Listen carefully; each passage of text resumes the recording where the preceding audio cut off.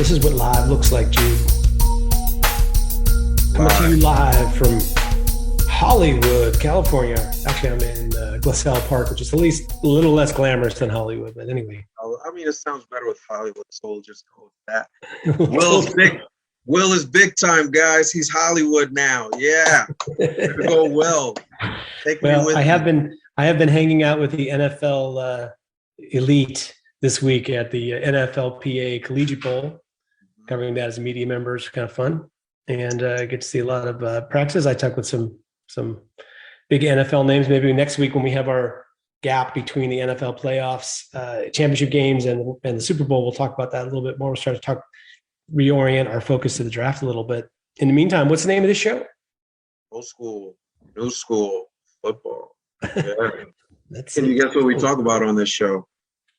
We talk about football, don't we, Jim? Here we go. Yeah, you're a sharp one. You can't get one past me, man.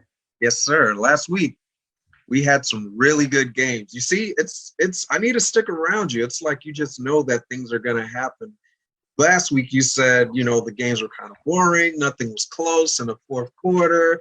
And then pretty much every game was close. Every game came down to a final possession. Yep. Will, what are you doing? What is this machine you have at home that you just make these things happen?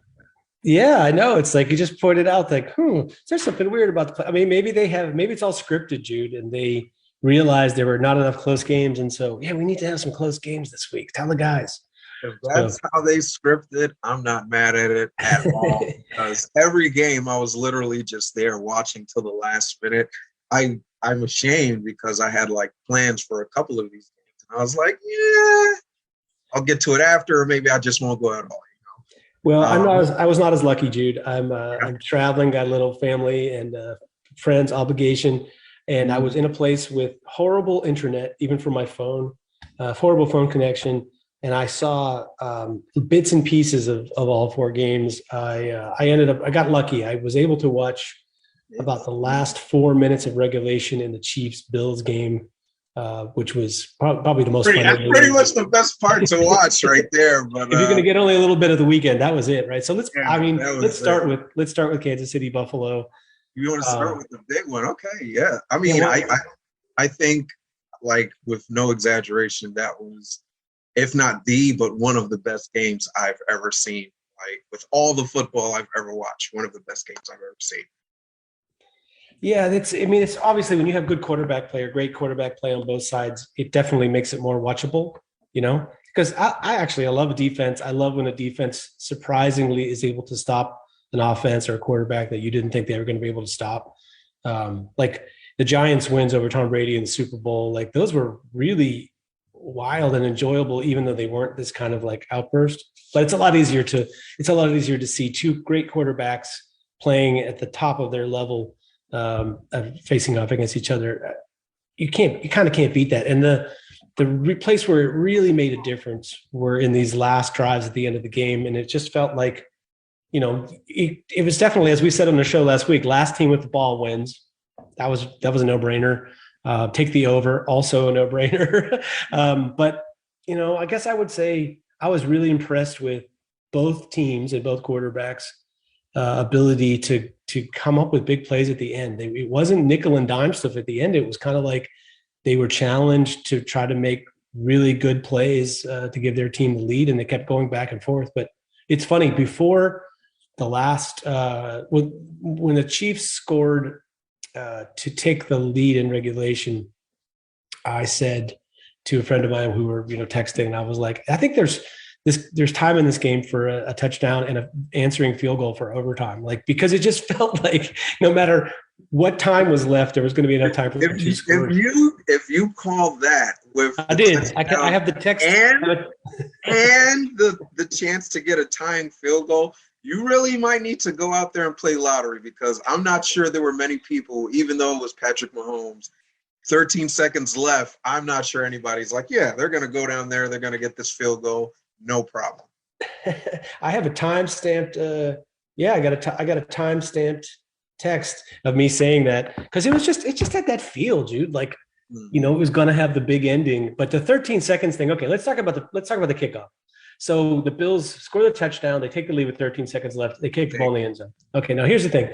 There are a lot of people out there saying, they should have squib kicked it. They should have kicked it short of the end zone, blah, blah, blah. And here's what I say about that. First of all, a high kick short of the end zone is probably the right play. But the thing to keep in mind is the clock doesn't start until the receiving team touches the ball. So if you try to kick it short, what they're going to do is let the ball go. They're going to let it go until it rolls into the end zone, hopefully, or rolls out of bounds. So you take a risk that you might kick it out of bounds by doing something that's unusual.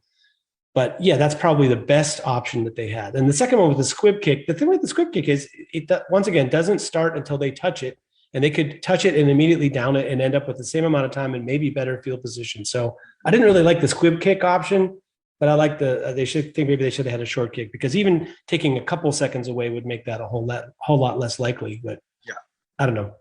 I mean, I saw the 13 seconds and I said, yeah, it's possible, but no way, not against this top-ranked defense that the Bills have. Not as good as the Bills' defense is. That's not going to happen, even if it is Patrick Mahomes. And then I'm just watching it happen. I'm like, oh my God, this is unbelievable. It was fear, Jude. I mean, I'll let you go with that point in a second, but it was fear. They were afraid that the Chiefs were going to try to throw it over the top. Yeah. And so they had like three safeties playing 30 yards off the ball. So it was like that fear that Patrick Mahomes could, instead of dinking and dunking for a field goal, might just try to take a couple of shots downfield, I think did them in. But go ahead. Yeah. The one takeaway that, pretty much everyone's talking about is how, pretty much in overtime, whoever wins the coin flip wins the game. So, do you think that's something they should possibly be looking at and saying maybe we should change it up as far as what we do in these overtime situations? I'm more of the mindset that your defense is part of the team too, and they're allowed to stop the offense. That would have been a big deal had they stopped, the Chiefs from going downfield. But they looked like they were defeated just from giving up that field goal in regulation. I think it was, that was less about what the overtime rules are and more about a team that just was forget it. We can't beat this guy. They were a little psyched out, I think. But I did hear. So I'm not in favor of the college rules for the NFL, especially now with the going to 2-point conversions after the third drive. I think that would have been silly, right? Yeah. Fun, but silly. I think the proposal that I heard that's not too bad is a full quarter. So they get, I like that better than each team has a possession, because I feel like if you don't stop the other team, you don't, how many chances do you deserve to get to win the game? But the full quarter where you would have some strategy with the clock, because right now the clock isn't in play at all, really, in overtime. So having a full quarter, what would you think about that? I'm not opposed to it, but I think I would rather it be pretty much same with the field goal. Okay, they scored a touchdown, but now they get a chance to match it, and then just let it be the first team to stop the other team. So just take away that aspect of, if you score a touchdown, it's over. Let them get that chance to match the touchdown, and then if they want, they can go for two, or they can just tie it up and keep playing until somebody stops them defensively. I think that would be better.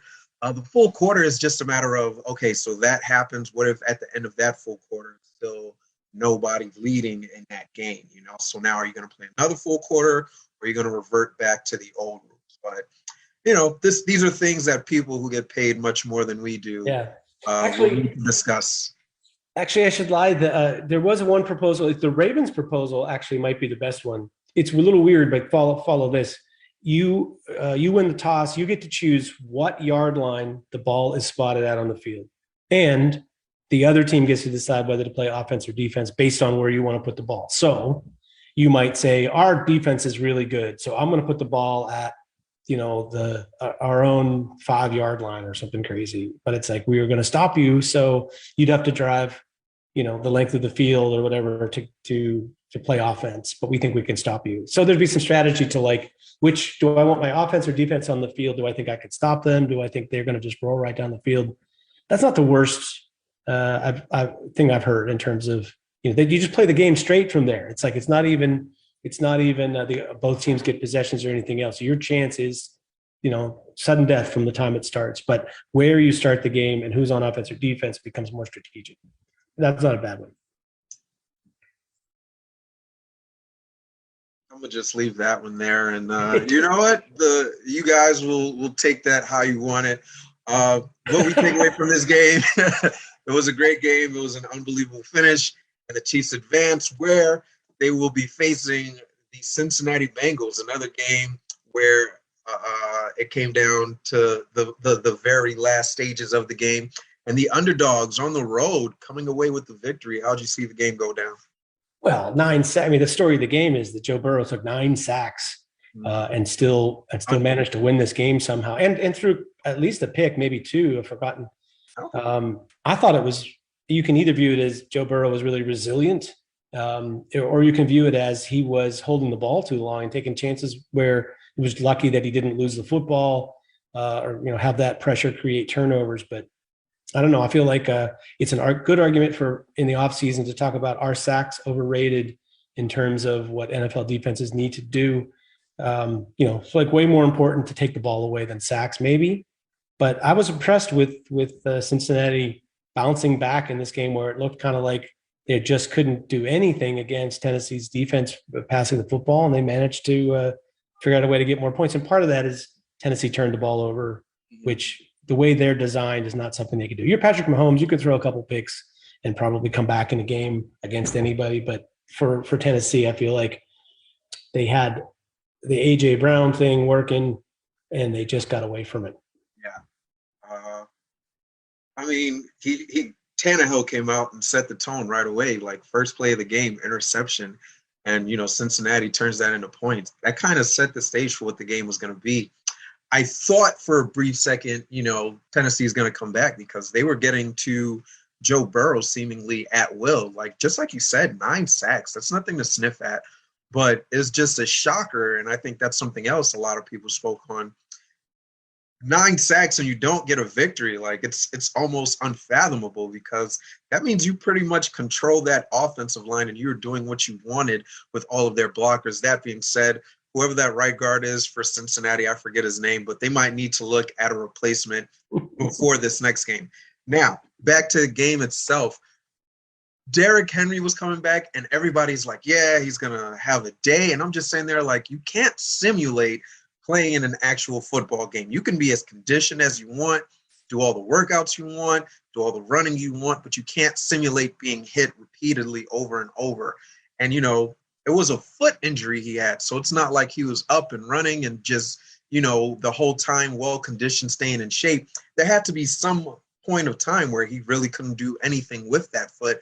So I'm just like, I don't think we're going to get the full Derrick Henry that we're accustomed to seeing. So I'm just sitting there and I'm like, is Ryan Tannehill going to be enough to win this game for them? Is that defense, which, primarily gets away with the sacks and turnovers, will they be able to do enough, after this stretch of games that they put together where they were playing lights out? Can they get one more out of them? And I'm like, that's just too many things they need to happen to go in their favor, even though it is, the Cincinnati Bengals and they're not supposed to be here and they're like 2 or 3 years ahead of line. I still like Joe Burrow way more than I did Ryan Tannehill. If it came down to that last possession, I like what Burrow could do more than what Tannehill could do. And as far as defense, even though Cincinnati is not the flashy defense, I felt like they were good enough to stop this offense that Tennessee had, where it's really predicated on how dominating Derrick Henry could be. And I'm thinking, if Derrick Henry is not going to be dominant, then I like Cincinnati's chances on defense of stopping them. And they came and they balled out, and it came down to a field goal, and this might be my favorite thing. The kicker says, I guess we're – kickers in general, head cases, and they get in their own head, and they're like, maybe I'll make it, maybe I'll not make it. Yeah, this is something I drill all the time, but right now in this moment, I'm not going to drill it. And he says, I guess we're going to the AFC Championship, and just nails it. And I'm like, wow, this guy, he's got a pair of stones on him. It was a great game. Excited for the Cincinnati Bengals. Another streak ended as far as another one that you mentioned. I'm telling you, Will, you got something going. You said Cincinnati hasn't won. a playoff game on the road in however many years. And look, lo and behold, man, like, can you give me some lottery numbers when this is over? Well, I did also say that the Green Bay Packers, that Aaron Rodgers had never beaten San Francisco, and that streak continued. So Yeah, I didn't have the magic there. But just one last thing on the Cincinnati or the Tennessee thing, it was like I felt that they really wanted Derrick Henry to come back and be Derrick Henry, but when it was obvious he wasn't, the other guy, Foreman, was running great. And it's kind of like it took carries away from the run that was working. They didn't really get Ryan Tannehill running the football like the way that he can do sometimes to hurt teams. And like I said, they had A.J. Brown running free behind the defense, and they just tried to spread the ball around to other guys. And sometimes, when you got this mismatch that's working for you offensively, it's like Devontae Adams, you got to just keep throwing it to him maybe. So I just felt like Tennessee has nobody but themselves to blame for not winning this game. Foreman really looked better than Derrick Henry. Derrick Henry didn't look terrible, but the yards per carry wasn't there. The big long runs weren't there, but Foreman came in the game and I think he had at least 2 real big gaping runs. And I'm just like, maybe you roll with the guy who's gotten you here to this point. I understand you want to get Henry acclimated, but you shouldn't be centering your entire game plan on this first game back. Yeah. Nonetheless, we see the outcome of that game. And again, salute to the Cincinnati Bengals. Let's talk about that Green Bay San Francisco game I mentioned, I alluded to. The one game that I didn't predict correctly. I had Green Bay coming up with a victory. I had Green Bay finally doing what it takes because they're just a better team than the 49ers, but the 49ers just wanted it more in this last game. Well, I feel like it's easy. A lot of times, I'm not saying you, Jude, but people will evaluate how good they think a team is based on the quarterback. So for San Francisco, you look at their quarterback, you think they don't have a very good team. But I would say, quarterback is kind of good enough, but the rest of their team is really good, man. They got some killer players on offense. Fred Warner might be my favorite linebacker in the whole league in terms of coverage. They got some pass rush. They got stuff. They got tools. Also, their schemes, what they do both offensively and defensively, I think are excellent. Good, very good coaching there. Yeah. But the Green Bay thing is funny. It's like the opposite of what I said with A.J. Brown earlier. It's like he got too hung up on trying to get it to Devontae Adams and didn't want to spread the ball around to guys who were maybe available and open as much. And it just stagnated. But it's like I said, Green Bay and Aaron Rodgers, they're good for one WTF loss in the playoffs every year, it seems like. And this was just another one of those ones. It's sort of mystifying. Like, they're at home, they earned a bye. They're playing against a team that theoretically, on paper, they're better than, doesn't really have a great quarterback to outduel you. And there you have it. Like, it just felt like I saw a little less of this game than some of the others, but it just felt like as it came down to the ending, that it just felt Green Bay was just fixated, like they were going to lose in their head. And San Francisco was thinking, we got a shot, we're going to win this. Yeah. And that really swung the end of the game. Yeah. I mean, Green Bay came out first drive and they looked really good. And it kind of put that thought in your head, like, yeah, they're going to get over this hump, especially once you see how the defense played. And it was like their defense was just lights out. And all of a sudden, even though they didn't score again after that, it looked like it was going to be a really intense defensive battle. But both teams were just really into it and really just not letting up on that defensive side of the ball. So in my head, I'm saying, well, if it's a matter of which one of these quarterbacks can find a way to score on these defenses, I'm going Aaron Rodgers all the way, because just like with Tannehill, I don't trust Jimmy G. I trust that running game. I trust how, dynamic they'll be with getting the ball into Deebo Samuel's hand, into letting the running backs carry the ball. I trust that. But for a guy to throw the ball and pair that with Deebo dropping balls early in the game, George Kittle dropping balls early in the game, Brandon Ayuk dropping balls early in the game, I'm like, one of these offenses is definitely better. And if it's going to come down to the wire, it has to be Green Bay.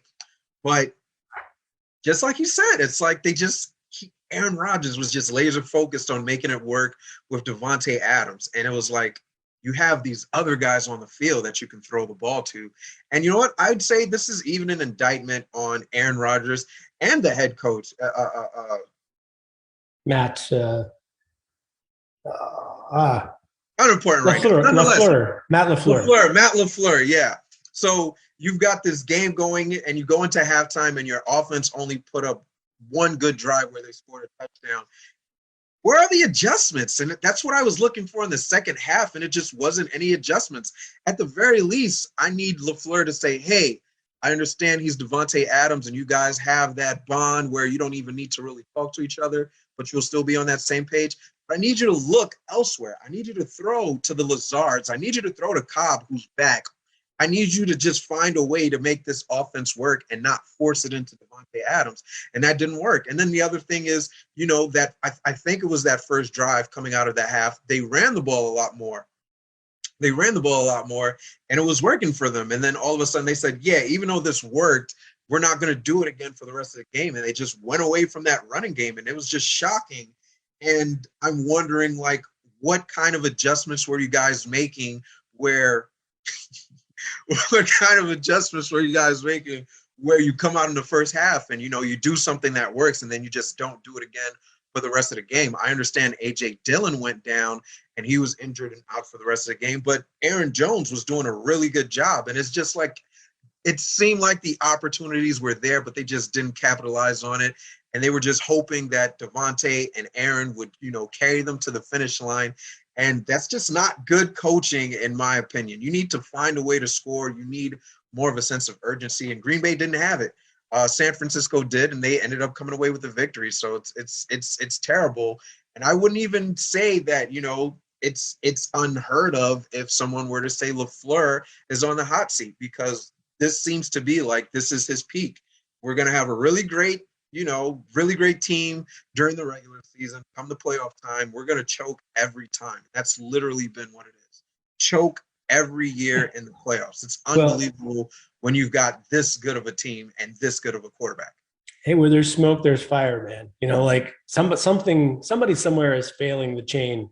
And we're about to see Matt LaFleur without either Davante Adams or Aaron Rodgers. So, and his offensive coordinator is gone, so it's going to be, if it really is Matt LaFleur, we'll find out a lot more maybe this coming season than we have before that. So I don't know. I feel like they just got tight towards the end. And it's like I think the mind is a funny thing, especially in the NFL playoffs. The pressure gets on, and players under pressure, some players just thrive with that. And they're like calm and they see the path, or they play like they always play, or they even elevate their game a little bit. And some guys under pressure just get tighter, or they start having bad thoughts and bad things happen, man. And it just looked like Packers were unwilling to continue to be aggressive the closer and later it got in that game. And I think that's the kiss of death for an NFL team, especially when you're the favorite, because the other team, is playing to lose house money. They're like, hey, we're at Lambeau Field. We're supposed to lose. We're just going to go out and play.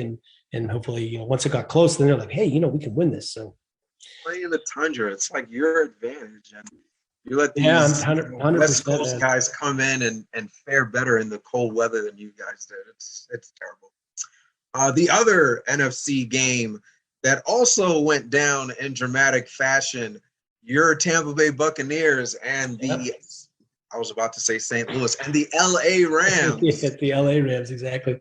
Battled it out. What a game that was. Brady did his thing, brought his team. Brought his team to well within a winnable, a chance at winning. But Matthew Stafford stepped up, getting his second career playoff win, and it was I don't know what to call it. There's Brady magic. Is it just going to be Stafford magic now, or? Well, it looked like it was going to be some more Brady magic at the end of that game. Didn't quite work out for it. The way that the Rams were putting the ball on the floor, man, it looked like they were ready to lose that game. From their best players too. Cooper Kupp with a fumble, and then Cam Akers with 2 fumbles. It was crazy that they're able to withstand all of this. But Matthew Stafford, another game in the playoffs with no turnovers. You got to love that, I assume. Yeah, I think that this is the one result that I got wrong. I think I hit the over-under on everything, and I just missed Tampa Bay winning this game instead of the Rams. It just, I mean, it's easy to say injuries caught up with them a little bit. They just didn't have Tristan Wirfs, which is a problem for them on the offensive line. And then, they're missing Godwin and Antonio Brown, who were probably their first and third best receivers this year. So none of that stuff helped. And Brady looked like, he was a little bit bothered by the pressure and a little bit off compared to what we were accustomed to seeing from him It happens once in a while, but not all that often. And I think in order for the Rams to make it work, though, you needed to get really, clean play from their offense, which other than the fumbles, you did. But I felt like I was a little bit surprised that the Rams won, but I guess I shouldn't have been surprised that the Bucs would struggle a little bit without the Wirfs, especially. I felt like that was a big loss for them. I had it all the way that the injuries would just be too much against a star-studded team like the Rams. Yeah. Especially with Von Miller finally showing up and getting sacks and getting to the quarterback looking like, he took some sort of Aaron Donald's secret juice or something like that. And, it's got to be a luxury for him. Like now he's not facing any double teams. He's free to just rush one-on-one, and he's showing that he still has the talent to beat guys one-on-one and getting to the quarterback. And he had a day against Brady. Even with all that, I didn't think it would be this close, but, I knew in my head you can never count out Brady. Just because he doesn't have his number one and number two weapon, he's going to make it happen, because let's be honest, this is what he's done all those years with the Patriots. He hasn't had extra great weapons. He had Gronk, he had Moss. Edelman, he kind of made Edelman into what he was. Wes Welker, he made into what he was. But outside of that, it's just a long list of guys that he made do with. So I knew Brady would show up. But for it to happen in that second half, in that fourth quarter, where they score that 14 points, and you got to just be sitting there if you're a Rams fan and you're just saying like, oh, man, it's about to happen to us now. And, they said it all throughout the broadcast, too. He's done this before with the 28-3 comeback against the Falcons in the Super Bowl. And you're thinking, well, I guess he's about to do it again. And I have to give kudos to the Rams, because it did look like at a point they kind of took their foot off the gas and they say, all right, we're well in control. Let's just kill the clock here. Never do that with Tom Brady, okay? That's not what you do. Where they persevered in this is that most teams, once they take their foot off the gas, they're unable to kind of put it back together, put it back on and say, all right, let's go and score some more points. I think of that most with the Atlanta Falcons. They were clearly the better team in that Super Bowl, and they could have done whatever they wanted, but they played it very safe and ended up losing the game because they played it so safe.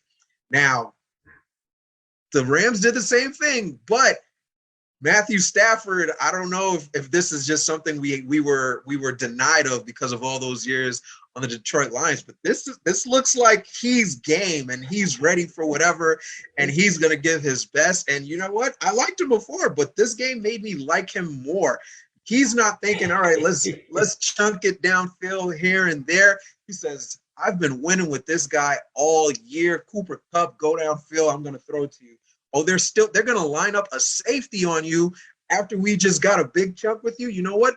Run that streak on a safety, and he does it, and they get it into field goal range and made it look so easy, and then come away with the victory with the kicker that the Buccaneers, I know that must have been good, the kicker that the Buccaneers cut.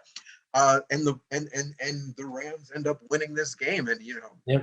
I'm just – I don't know what to say, because it's like I say, yeah, I'm all in with the Rams, and then they start to stink it up, and then I say, you know what? I'm off with the Rams, and now look at them. They come on the playoffs, 2 really great wins.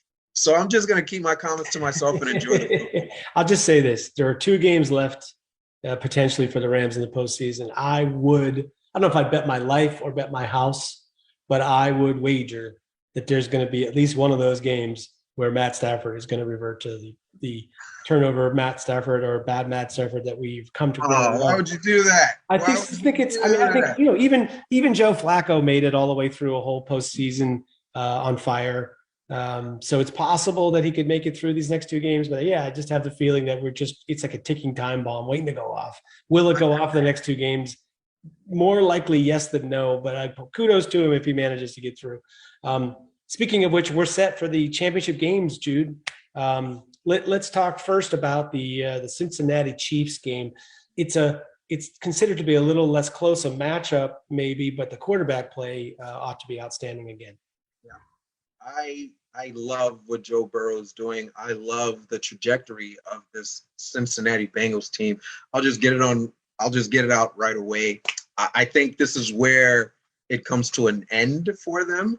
The Chiefs just look resilient. The Chiefs offensively are a better team than I think I've ever seen, which is crazy because I don't think they score as many points as they did in years past. But it's like they're saying, okay, you want to take away what's over the top. We'll, work it down the field majestically. We're way more willing to run the ball, whether it's working or not. We're going to stick to it to make you play more honest. And you know what? You need it. Even if that running game isn't working, you still need it just to keep that defense playing honest. And again, it's Patrick Mahomes. Yes, Joe Burrow, you're having a coming out party. Welcome to the elites of the NFL, but it's still Patrick Mahomes. And you know how it goes, if it comes down to which of these quarterbacks I trust more, it's going to be hands down Patrick Mahomes, the guy who's been here before, the guy who's won the championship before, the guy who's been to 4 straight AFC championships now. So I really just think the Chiefs are going to come out. They're going to learn from what happened to them in week 15 when they lost to the Bengals, and they're going to say, we're not going to allow Jamar Chase to just do whatever he wants to us all game. That being said, I don't know if they have anybody who one-on-one is going to be able to keep up with Chase, but they'll definitely put that safety over the top, shift the coverage over towards him, and make it a difficult day for Chase. Just because you do that, that's not going to say you win the game, but I think that's going to definitely benefit them. And I think, you'll have Melvin Ingram, you'll have Frank Clark, you'll have Chris Jones causing a ruckus because we've seen that the Bengals do not have what it takes to keep Joe Burrow standing upright, 9 sacks. You've got to be licking your chops if you're the Chiefs and saying, we want some of that action. And I just feel like they don't have enough defensively to stop what the Chiefs are going to do on offense. And I fully expect Patrick Mahomes to show up like he's done for the last 2 games and just show you guys how hungry they are to get back and erase the Super Bowl loss from last season and, possibly even win another Super Bowl. How do you see it going there? Well, I don't think the Bengals are going to be sucked into that. We have to run the ball and we have to slow play this so that we get a chance to hold Kansas City down and keep them off the field, right? So that's good. That's the first part, because I think that's an easy way to lose against the Chiefs unless you have a dominating their game. Yeah. So from that standpoint, yes, I think it's the strategy will be for them to come right out and just got nothing to lose, attack Kansas City's defense. I think it's not going to be a big game for Chase. I think if they're smart, to me, where the money is really going to be made in this game is T. Higgins and Usama in the middle of the field, because, you've got the Chiefs, most problematic defender, their strong safety. You've got a lot of attention being paid to Chase with the other safety. So I think you're going to have some opportunities to throw the ball in the middle of the field, and I think that's where they really have to make their money. Yes, I'm sure they'll be looking to take a shot or two to Chase, but if you get a chance to have mismatches in the middle intermediate game and pick up, smaller chunks, but still chunks of yardage doing that, I feel like that's better. I don't know that you can really depend on Joe Mixon in the flat or the running game or Jamar Chase getting so much attention and still beating double and triple coverage to win. So to me, if they can figure out a way to really maximize those second and third receivers, I feel like that's got a bug in my face. Sorry, man. I think if they can maximize those other receivers a little bit, kind of like what Green Bay couldn't do last week, I feel like that's their chance in this game. But I'm with you. I feel like there's just too much firepower on Kansas City's offense that, I would like them a little better in a shootout. I would like them a little bit better in almost any kind of game where it comes down to, they're having to stop the Chiefs offense late in the game. It just feels like as the game goes on, it gets harder and harder to stop them. And they've had some stretches this postseason where they put up a lot of points in a very short period of time. Like you think you have them down or you think you have the lead. And I think they put 5 touchdowns on the board in 6 minutes of elapsed football against the Steelers. And they did nearly the same thing against Buffalo. So they did it against a bad defense. They did it against a good defense. They don't care. They're just going to put up points. So yeah, I like the Chiefs. I would say actually out of all of the teams, I give Cincinnati the least chance right now to win the Super Bowl. You never know. Stranger things have happened. But I feel like maybe a matchup against the 49ers, if they're able to get by the Chiefs, you'd give Cincinnati a decent chance to win that game. But yeah, it looks like it's just the end of the road for them. There's no shame in that, I think, to losing to Kansas City at home in At the all. championship game. At all. Not at all. Again, a team that was not supposed to be here outside of the city of Cincinnati. I highly doubt anywhere else in the world was there anyone saying, yeah, the Bengals are going to be in the AFC Championship. Again, looking forward to what happens to them in the years to come. Their trajectory is looking amazing, but again, end of the road for them here.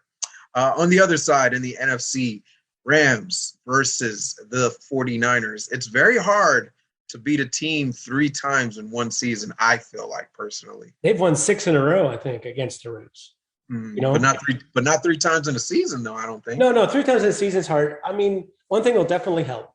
It's a home game for San Francisco, right? No, it's a home game for. No, it's a home game for San Francisco because I don't know if you saw pictures of the last game they played a couple of weeks ago at SoFi, but it was about, I'm not exaggerating, 80% or more San Francisco fans, and this created a big controversy, of course, before this week's game. So, do you think that the Rams' effort to curtail that from happening again went in vain? Because they won't sell the tickets. If they're dependent on Rams fans to fill that stadium, there aren't enough Rams fans. Like, yes, you have casual fans. It is like you have to have an address in Los Angeles County in order for you to purchase. Oh, they got rid of that. Ticketmaster was like, sorry, we need to sell the tickets. We don't care about any of that, right?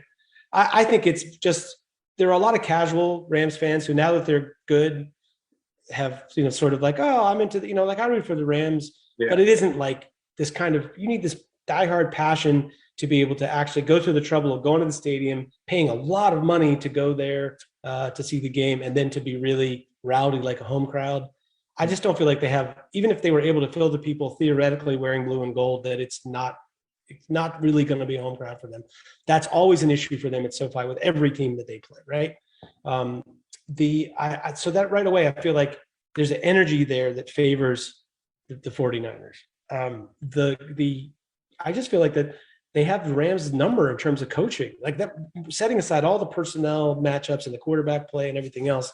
It just feels like when you watch the last few games that the one guy who really understands McVay and understands what to do to try to like make his life miserable is Kyle Shanahan. So I big coaching. Yeah, it's his coaching tree. So I guess that works where he knows what the guy that he was sort of a mentor to would be looking to do. Yeah, I don't know. What do you think? Do you think that the 49ers will just hard to sustain? Like, they won in the blowout, they won in a close game. They've run throwing the ball to Kittle. They've won running it. What will be the strategy this time? Like, how can it work out in the Rams' favor?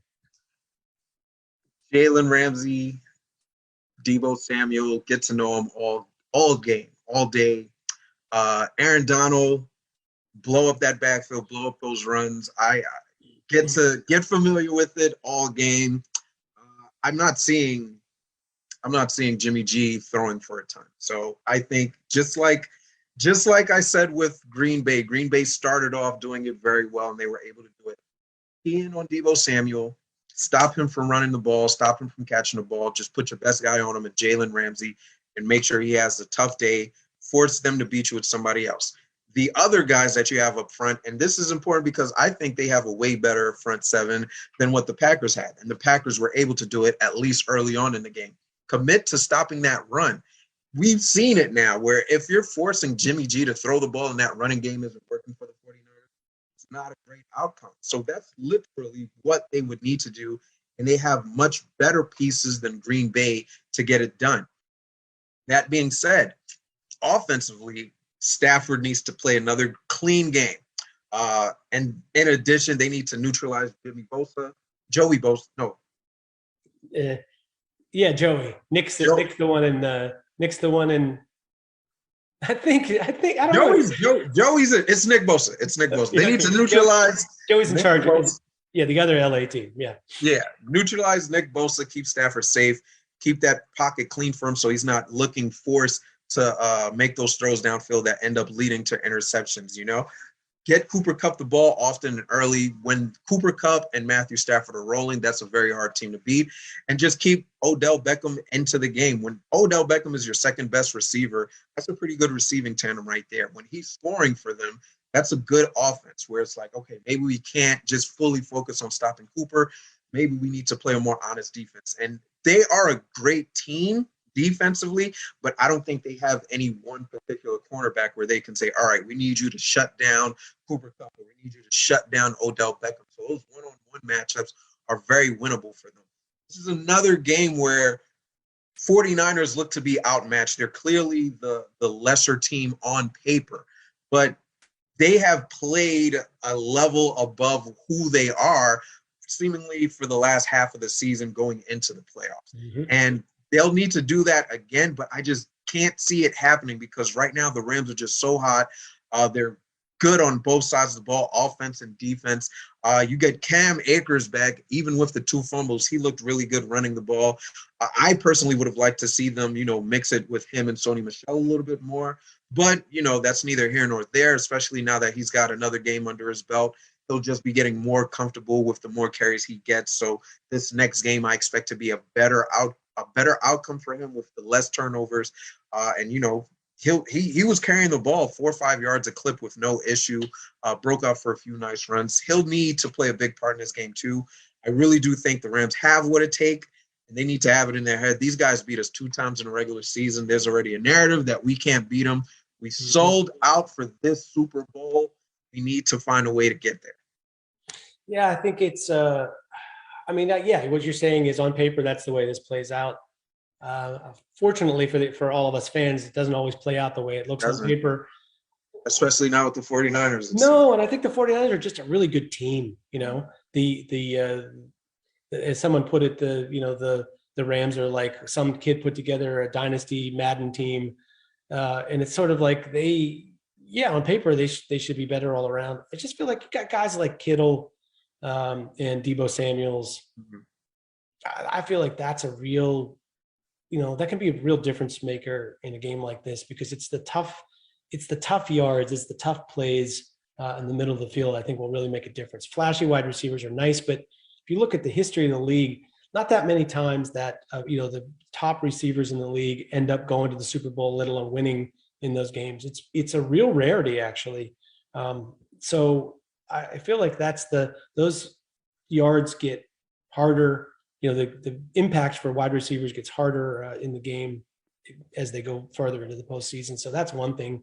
Cooper Kupp's on a great tear. He's had a great season so far, and probably can't be totally stopped. But yeah, I think if you are able to put the clamps on, or at least reduce the impact of Cooper Kupp, then it starts to get a little bit more interesting. Like any upset, it needs some things to happen. You need either some turnovers. You need the other team to either get off to a slow start or to, even if they get a touchdown drive, to bounce back and suddenly they looked unstoppable on the first drive, but then you got them 3 and out a couple of times, or they turned the ball over. You need to believe. So if they can get off to the kind of first section of the game, they get through the first section without getting killed and believing they have a chance, then I think the pendulum could swing in the 49ers' favor. And if it gets late in the game, you got that same situation you had in Green Bay last week, where one team is starting to believe that they can win it, and the other team is starting to pucker, thinking, oh my God, we could lose this.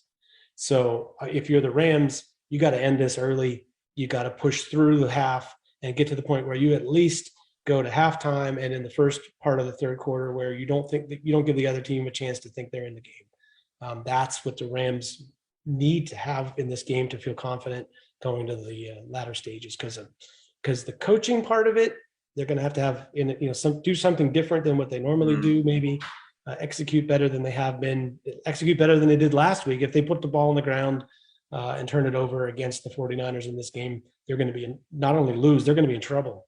Yeah, I mean, they came very close. You can't put the ball on the ground 3 times. Fortunately for them, they were able to overcome that and get out of there with a victory. Another key thing, Deebo did look a little gimpy in that game. If he doesn't play in this game for the 49ers, then it's a completely different story that we're talking about. It's just a matter of how much the Rams beat them by, but still remains to be seen if he's going to play. Any last words for you, Will? Wait, sorry. Still remains to be seen who's going to play? Deebo. Oh, I didn't realize that was a question. Yeah. So, that would be a huge loss. They need Deebo Samuel. He's the heart and soul of what they're trying to do on offense right now. What's the injury, Jude? What was it? It wasn't really clear. He kind of was just on the sideline for a lot of it. It looked like it wasn't a leg or anything like that. It might have been like something in the midsection for him, maybe like a rib or something like that. But yeah, well, taking a lot of punishment for a wide receiver, quote unquote. Anyway, well, let us hope that he plays just from the standpoint of seeing both teams at their best try to play in this game. So it's gonna be a fun weekend. I mean, I'm sure it won't. That divisional round is always the best because you have 4 games, and it just feels like there's a lot of good teams and good players still left. And then now it whittles down to it, which should be a good championship weekend.